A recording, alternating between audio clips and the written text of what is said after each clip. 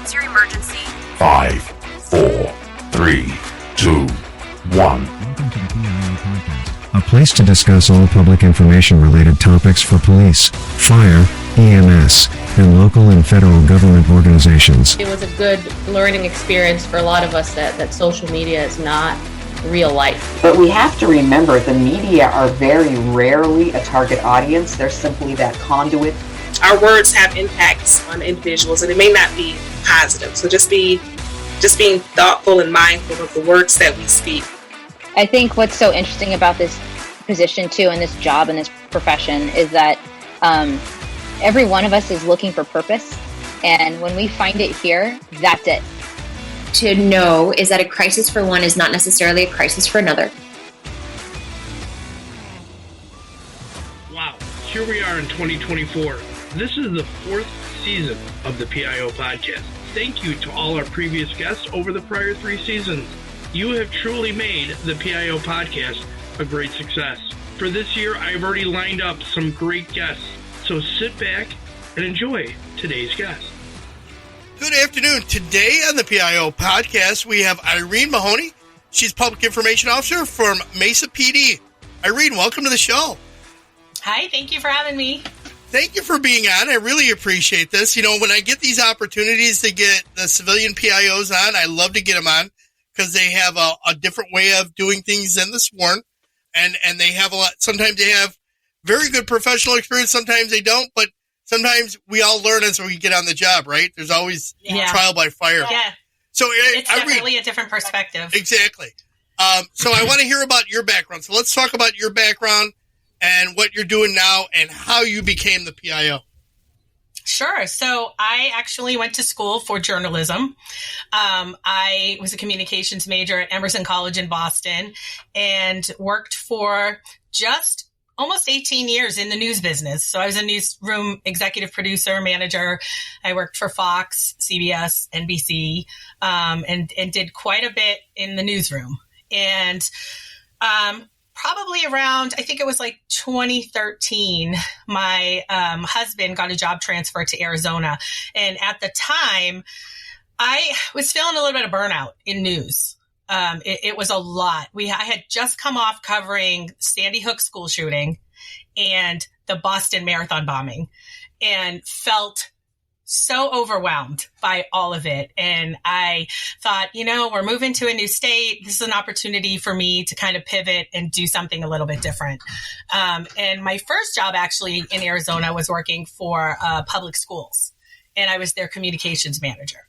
And honestly, after a little bit, I missed a little bit of the adrenaline, I guess, that you get from news. I saw a job opportunity with the Mesa Police Department, and I thought that would be a really interesting job and kind of the flip side to what I had been doing all these years. Oh, wait. So you go from the really crazy journalism stuff that you did and you jump right into the law enforcement end of it where it's just as crazy, if not worse. It's a different crazy. It's a little bit of a different crazy.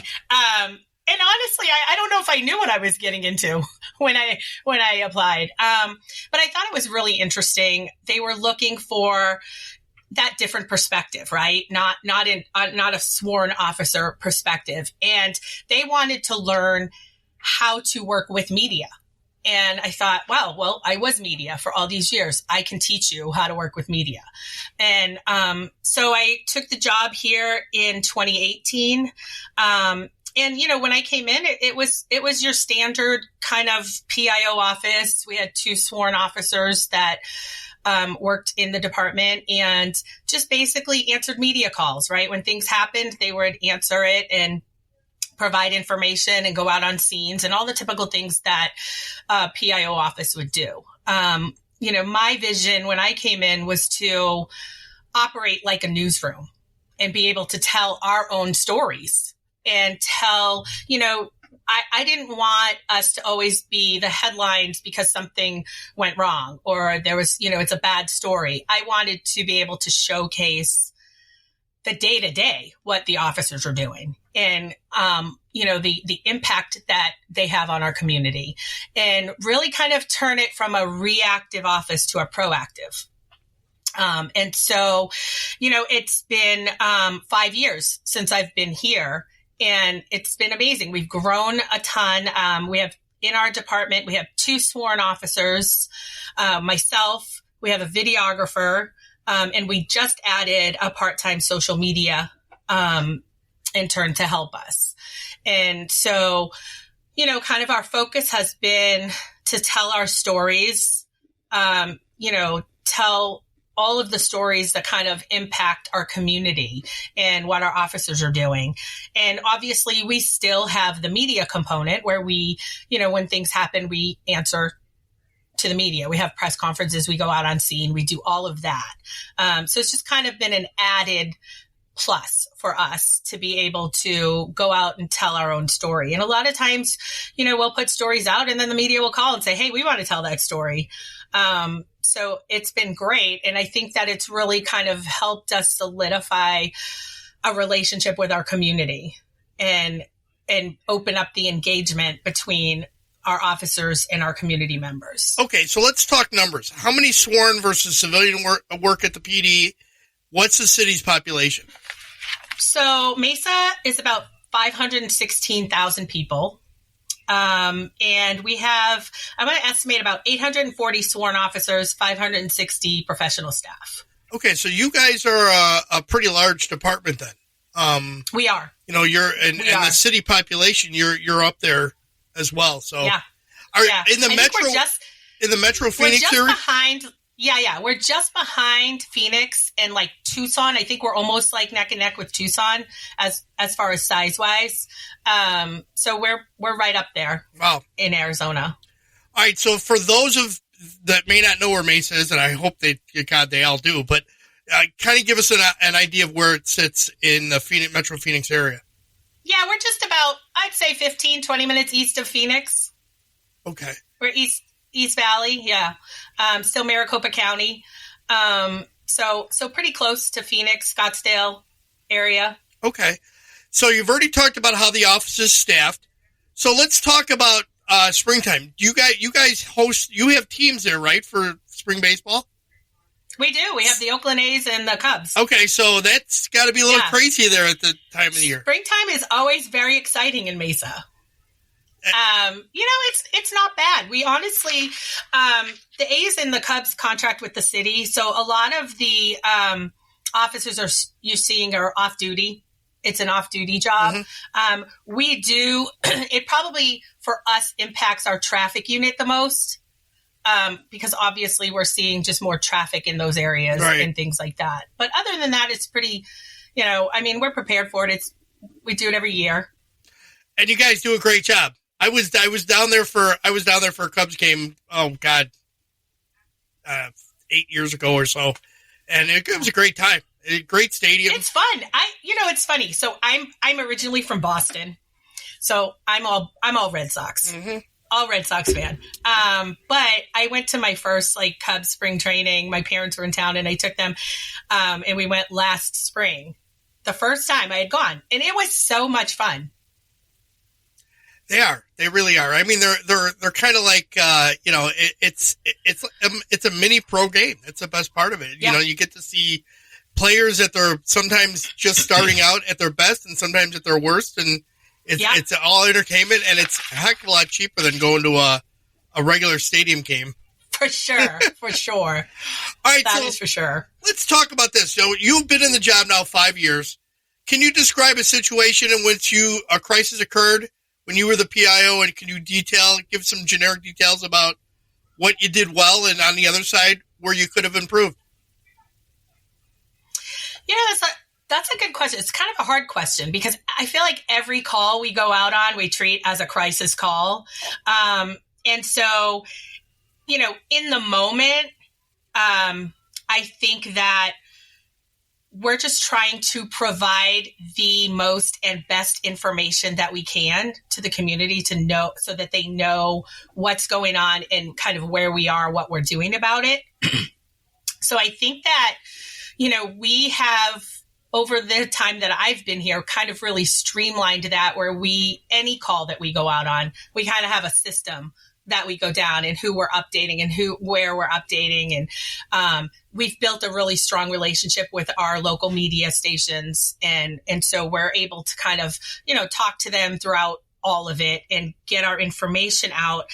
I think every time when we revisit it after, there's room for improvement. We look back and we're like, oh, we could have done that better. Or we, more of just, timing. Everybody wants everything right away. And for us, we're trying to get the accurate information out in a timely manner. And the Phoenix area is like number 11 for markets. Yeah, we're market. Yeah, we're about market. It fluctuates somewhere 11 and 12. Yeah. Yeah, you guys you're a busy market. So you get a lot of attention, in your area. So that's it's pressure on you guys to put the information out, and it's great job that you guys have a fairly robust staff to work that. That's awesome. Yeah. So how does that work in the rotation? I'm assuming not everybody's required on a call out, just a single person call out for a regular incident. Right. Yeah, no, we share on call. So, we'll have a PIO on call for a week at a time, including a weekend. We have an amazing team here, I will say. We're all always available for backup anytime. Anytime there's a bigger incident or somebody needs help with something or they just want to kind of run something by, we work pretty well as a team. But there's always, you have your, main PIO that's on call for the week and covers all of the calls through the weekend. And then we'll hand it off to the next PIO. So we have a calendar that just shows who's on call. So is during the daytime, I'm assuming it would be who's ever working day shift, and then at night it's a different person. Yeah, it's funny during the day because we are all here. I mean, we all are working kind of on different projects. I have a lot of the, production and media side of things, and so I work on critical incident briefing videos, which, we could talk about whenever there's an officer involved shooting. Well, yeah, I want to get into that. We put together. Yeah. So we can get into that. But there's a lot of video production, graphics. I do a lot of that. I help a lot with the social media, the website and things like that during the day. That's my heavy load. And then whoever's the on-call PIO really is monitoring the inbox and the media calls and any kind of calls that we see officers going to, that kind of stuff. But we're all kind of pitching in during the day. And then at night you have that on-call PIO take over and answers everything. So you brought up critical incidents briefings. Let's talk about that. Yes. Officer-involved shooting. Give our listeners a walkthrough of what is involved in a critical incident briefing and when are you required to put it out in your agency's policy? Okay, so our policy is 30 days. We're actually working to kind of streamline that a little bit and get it to 2 weeks. Wow.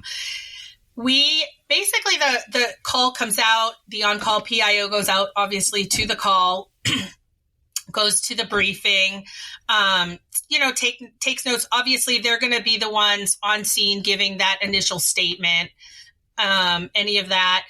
We then, the next day, will set up like our folders and put any information we need for that incident into a folder and start collecting evidence. We log into the Axon. We grab all the video that's related to that incident.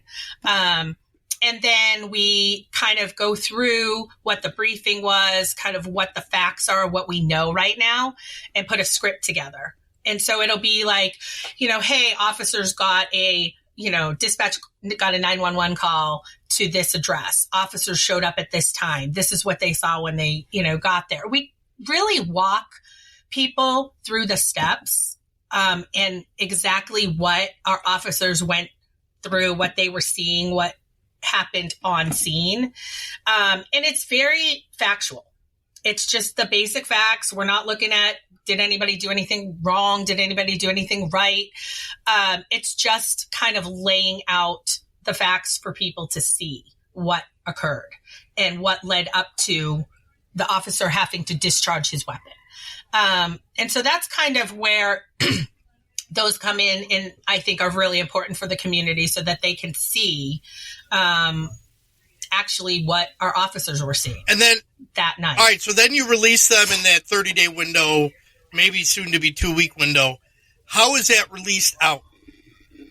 So normally we have our YouTube channel. So we publish everything on our YouTube channel, and we just make it public, and that's how it goes out.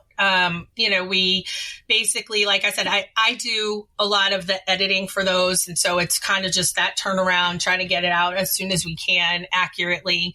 A lot of times the investigation may still be ongoing, but we're still putting it together and giving you what we know right now. And then all of that, we tell everybody this information goes over to the Maricopa County Attorney's Office for review, and then it goes from there. So, as soon as we have it edited, we release it publicly for anybody to watch on our YouTube channel. Let's take a quick break. I think it would be useful at least to experiment, and I know some universities have started to experiment with this, but experiment with having, a required course maybe for all students entering the university. They used to have a course at my university, which was like here's how to go to college class, here's how to study and things like that. They don't have that course anymore, but instead of having something like that, have a course that show students, here's the history of free speech, here's how it. Okay, so you're putting out a lot of information, and that's really great because there are a lot of agencies that still aren't doing these. The ones that are definitely reaping the benefits, because the quicker you can get that video out there for the public to see, the better off you are. I will say this, this was a priority of our chief. Our chief, Ken Cost, when he became chief, one of his key priorities was transparency and communication. And so that was a big deal for him. He wanted these briefings to go out timely, factually, and get them out for people to understand.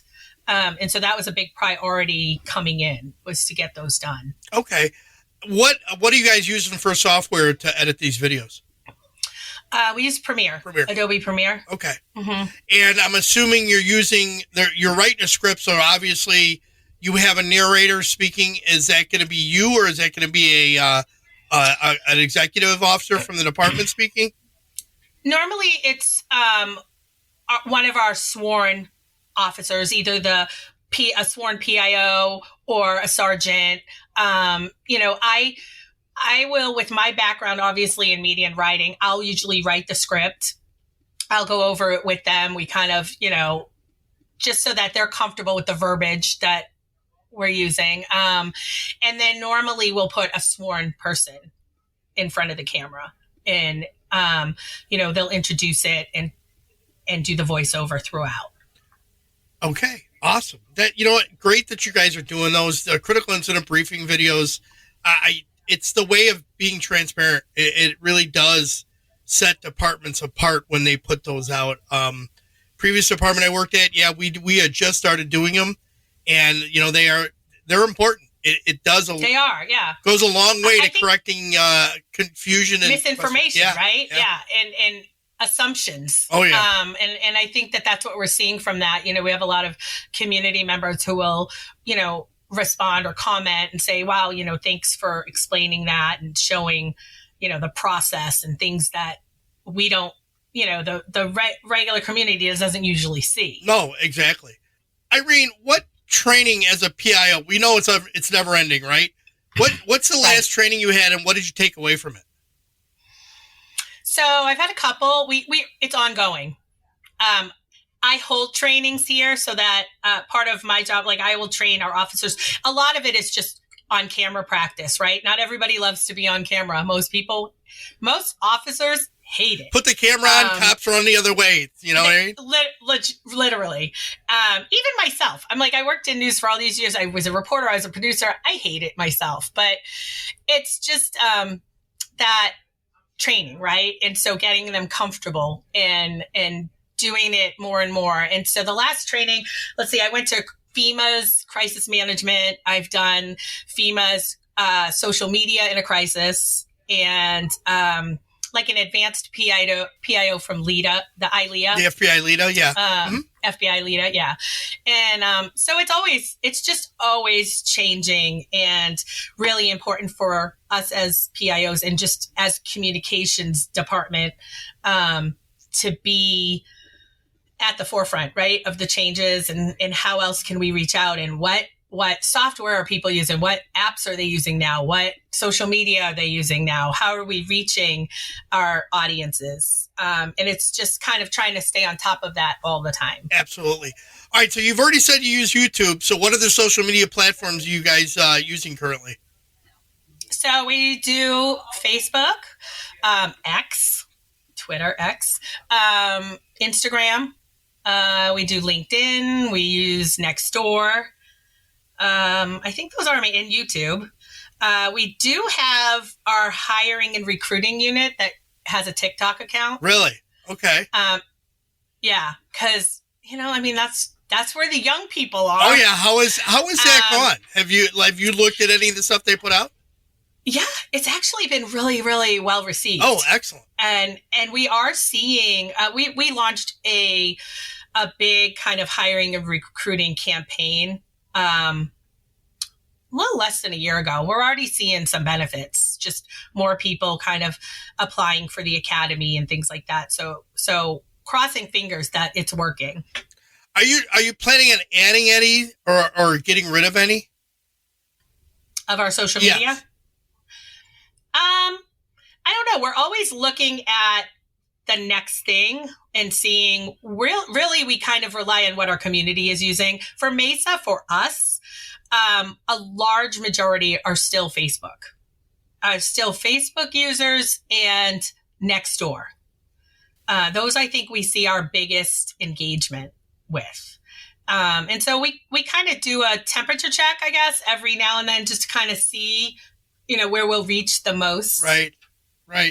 Well, I mean, it makes sense that being that you guys are, you're kind of like what we call a snowbird community up here. You get a lot of people that come down there. A lot of the elderly, they're using Facebook to communicate with family members. Facebook. Yeah. All right. So do you guys utilize any specialized software to monitor social media or to send out alerts to the community? Yeah. So we use Sprout Social. We use Meltwater. Basically that helps us keep an eye on all the mentions, all the social media, anytime somebody's mentioning us so that we can kind of get a heads up on How has Meltwater been for you? You know what? It's been good. We had them, and then so we fall under the city umbrella, so it really comes from the city side. And we had Meltwater for PD, and then we tried another one, and then the city came back to Meltwater. It's been good. I think it's more of a, if you put into it, you'll get out of it. So you have to kind of set all your stuff up the way you want it. But it's a work in progress. We keep adding things to it so that does Meltwater, it's been a long time since, and I'm sure it's changed since. Does it give you sentiment too? Yes. It does. Okay. Yeah. It does. Yes. Yep. All right. Yeah. So we can kind of keep an eye on that. We just kind of gauge it every now and then. I'm always hesitant on those sentiment gauges because they are sometimes. I think that that's hard to measure. Yeah, it is very hard to measure, and I think our people that deal with our social media platforms all the time, they know so much better than that software does. Than that software does, yeah. And that's why we use it, but we also just ourselves look at our engagement, right? We get our community sentiment. And then, a lot of times we partner with our community engagement department for events and things like that. And so we can kind of get out and talk to people and really get into the community. Our community engagement department is amazing. They're always doing events with the community and forums and, bringing people out and bringing officers out to talk to people face to face, which I think you get the best gauge. Absolutely. I agree completely. You were talking earlier that you do video projects and you push those out to the community and that the media sometimes wants to come back and do a story on them. Give me some examples of some of the projects that you've done. So let's see. We, I got to think back now. We've had a lot. There have been times where we've had officers do an amazing rescue, right? Like officers got to a house fire. The house was in flames. Fire department wasn't there yet. Our officers broke windows, pulled people out, did all this. We have it all on Axon. We go and put that story out. We've got all the media calling us. Hey, can we get that video? Hey, can we do that story? Things like that. But even things like, we just recently launched our safe gun campaign. So gun safety, messaging being, be a responsible gun owner, lock up your weapons, don't leave them in your car when you're going out, that kind of stuff. We did a PSA on it. We've had some outreach from media like, oh, that's a cool, campaign. Like, can we talk to somebody about that? We've had, officers just doing cool things outside of work that we'll highlight, and media will ask if they can interview that officer. We had a little boy, this was a few years ago, call 911 because he wanted McDonald's and he wanted a Happy Meal, and it went viral. We had calls from Japan asking us to interview that officer. It was just like, sometimes you just don't know what's going to hit. I mean, even as a former news person, I saw that story. Like, we got the picture of the officer with this little boy and his Happy Meal. And I had turned to my coworker and I said, oh, this is going to blow up. Like, people are going to, this is going to get shared. But I didn't realize even how much it would. Yeah. And so it's great stuff. It's great stuff. Yeah. I go back to the story. I saw one a couple of weeks ago. It was an old video. It was an officer had actually arrested an Uber Eats driver. And the Uber Eats driver had somebody's meal, and the officer went and delivered it. And he went and delivered it. Yeah. I mean, those are stuff like that. Yeah. Those are great stories. Again, it's the stories that our community normally wouldn't see. Right. If we didn't put it out. Right. And that's the human side of the badge that we need to make sure that we remind the public that we are human beings and that we do have compassion and empathy and sympathy, and that we are part of the community. Yeah, for sure. I love it. All right, awesome. So lastly, is there a question I should have asked, and what would be your answer? So it's funny because just as we were talking about this last thing, I think the question I would ask myself is, what has surprised me the most? Okay. Working for a police department. Go ahead. And I think my answer would be the humbleness of police officers. And even working here as a department member, officers really have a hard time with being highlighted for the good stuff that they do. They really are, I get it's just, that's my job. Like, that's not a big deal. And I'm like, what are you talking about? That's not a big deal. That's a huge deal. Like, I mean, they just really don't see. I agree. What an impact they have and what they do. And I think that, I kind of before I worked in the department as a news person, I always just thought like officers just don't like news people. Like, they see the news coming and they just walk the other way. And that's some of it, but a lot of it is just their humbleness and their like attitude of like, this is my job. This is what I come here to do. And there's not anything special or different and they don't really see it. Yeah. There's something to be said about the honor of the job and the way that the officers take it so seriously, and that they truly want to just be part of the community and just have people realize that, yeah, we're fathers, mothers, grandparents. Exactly. Regular people. Exactly. We're here doing our job, and we don't need to be recognized or highlighted or anything. And it's been surprising to me. So just on a follow-up question to the videos and stuff that you put out, how'd you get the buy-in from the officers to come forward and talk about stuff? It has been a work in progress. It has been a lot of trust building. It has been, a lot of relationship building, basically, and knowing that, they can trust us as a media relations office to do our jobs. You know, we're here to provide answers for the community. They know that. I think that just over time, they've seen our product and they've seen how we've built it and how we've communicated and how we've built the relationships. And little by little, they've come to understand and been more accepting. And so now they're like, oh yeah, MRO, they want to come do a story, or they want to come do.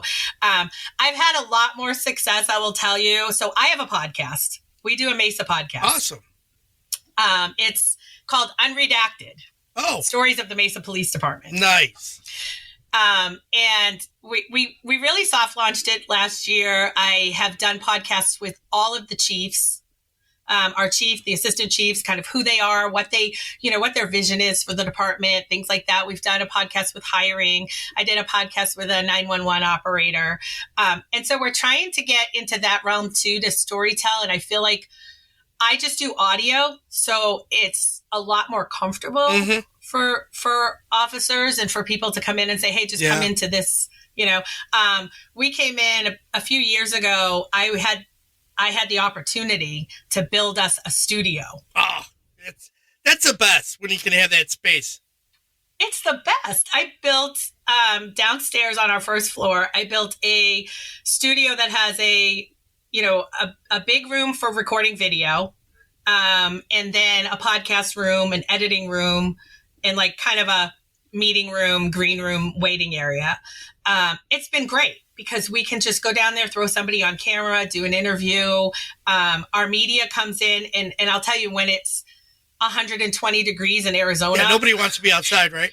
Nobody wants to do an outdoor interview. So they come in and they love it because it's all set, ready to go. Just put somebody in front. Whenever our chief has to do a message or wants to do a message for staff or for the community, we instantly have a space.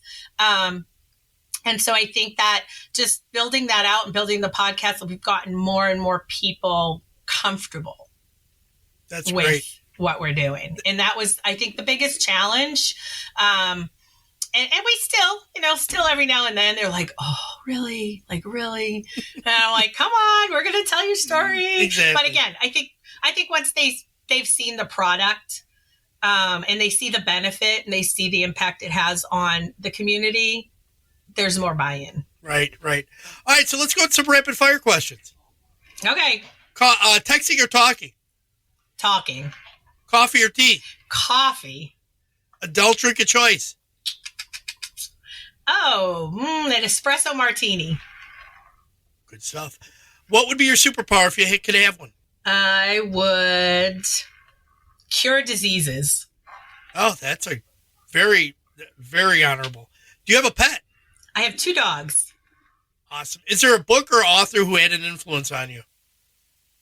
I don't have one. I read a lot of biographies. I read a lot of leadership books, things like that. I don't have a specific author. I like to just get recommendations and read anything I can get my hands on. That's great. Ask permission or beg for forgiveness? Beg for forgiveness.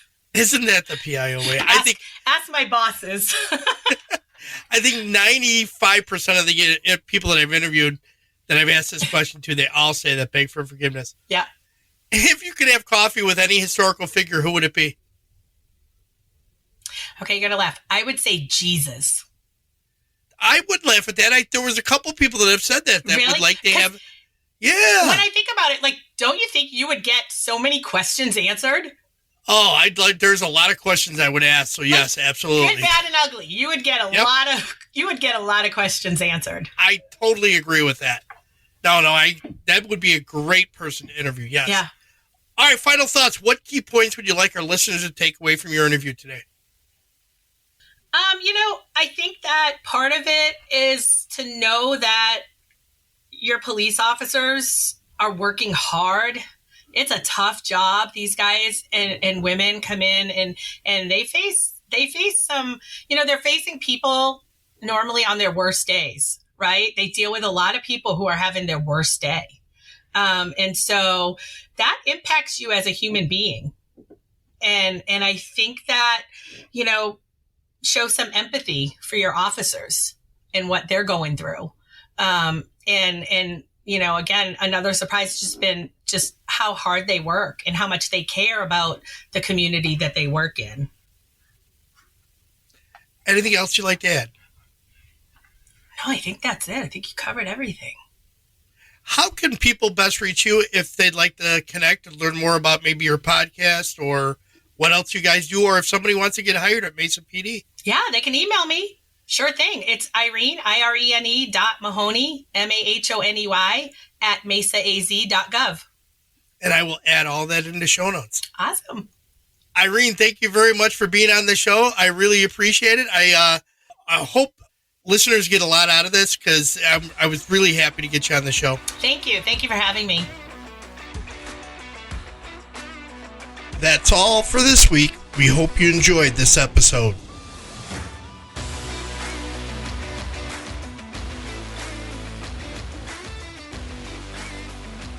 We hope you enjoyed this episode. Be sure to subscribe to the podcast to get notified of the latest episode. If you are listening on a platform that allows reviews, please give us a review. We appreciate any review, good or bad. It helps us improve on each episode. Until next time, be safe.